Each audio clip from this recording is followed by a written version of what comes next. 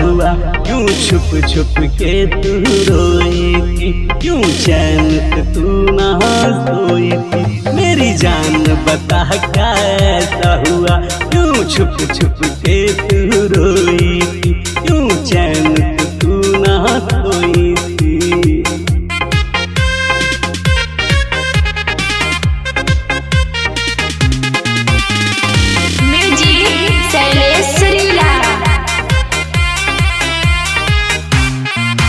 आधी रात में नींद भी गहरा था, उस पे भी उनका पहरा था।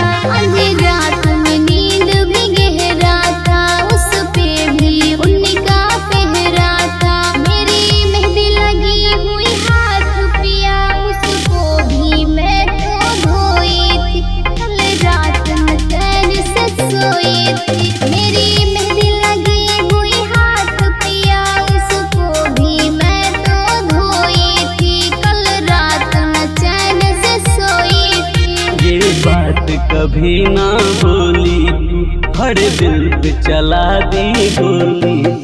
ये बात कभी ना बोली तू, हर दिल पे चला दी गोली।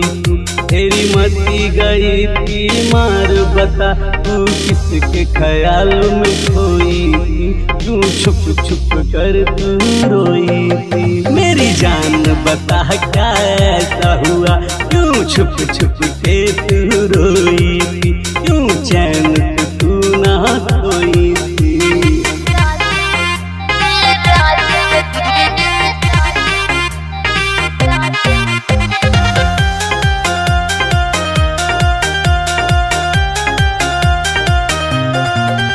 सुनो अमर विदेशी बात मेरी, अमित कश्यप से कहनी सा दिल की लगी।